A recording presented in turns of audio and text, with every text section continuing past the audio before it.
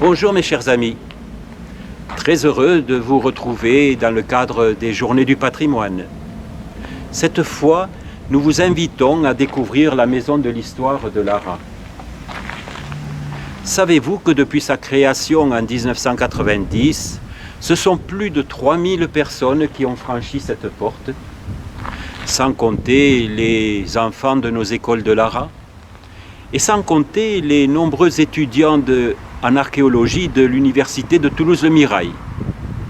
Voilà, ici sont présentés de nombreux objets de toute époque qui sont classés, bien évidemment, de la préhistoire jusqu'aux 2 dernières guerres mondiales. Alors des visites guidées vous sont proposées, bien entendu. Il vous suffit pour cela de téléphoner à la mairie de Lara, qui vous renseignera. C'est bien entendu entièrement gratuit. Voilà, vous me suivez?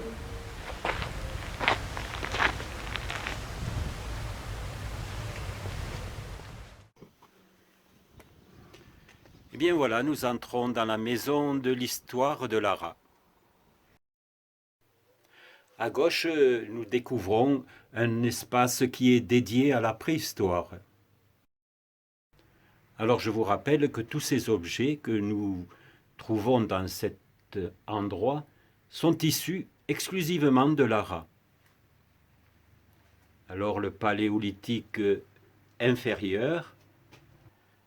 Alors ici nous trouvons une reconstitution qui avait été réalisée par notre ami malheureusement disparu Robert Esparbès.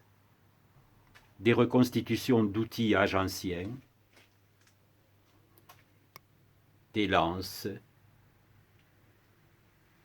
jusqu'à la célèbre sagaie.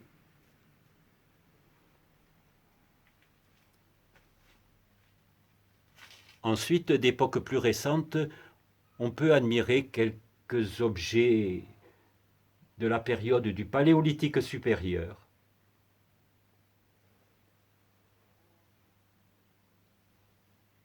Alors de nombreux silex.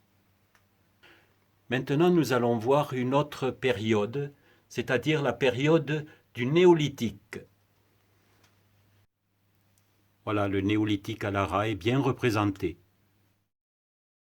avec ces splendides reconstitutions d'outils que nous devons à notre ami Robert Esparbès. Autre période très représentée à Lara est bien entendu la période gallo-romaine. Des débris d'amphores, bien entendu, du mortier romain et les fameuses tégulées, ces fameuses tuiles plates qu'ils utilisaient à l'époque. Des divinités, bien entendu, des rouelles, des boucles de ceinture,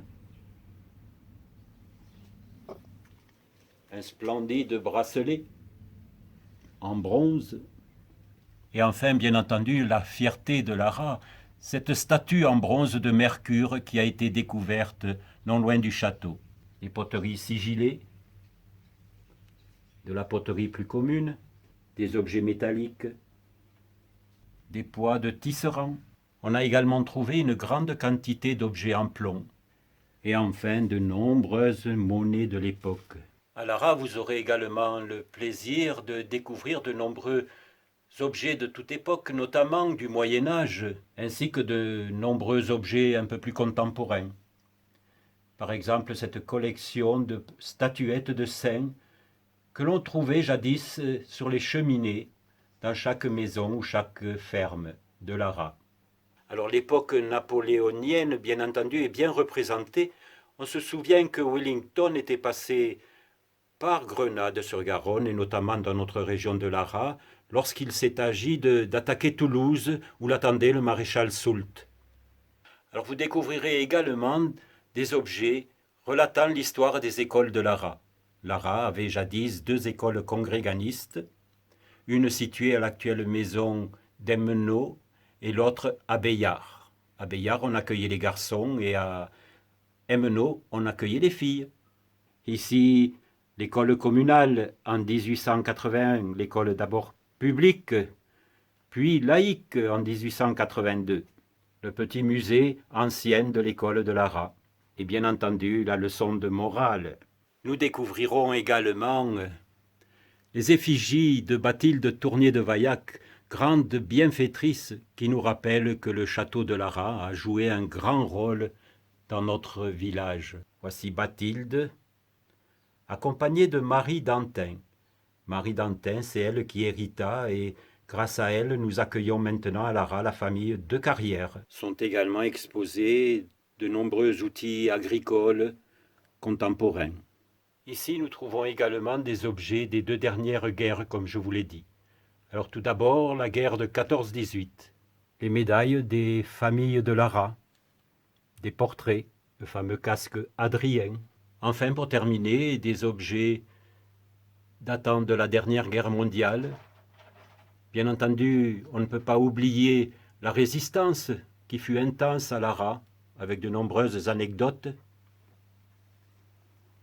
Ce fameux drapeau des FFI. Eh bien voilà, j'espère que cette courte visite vous aura donné l'envie de venir découvrir notre patrimoine larassien.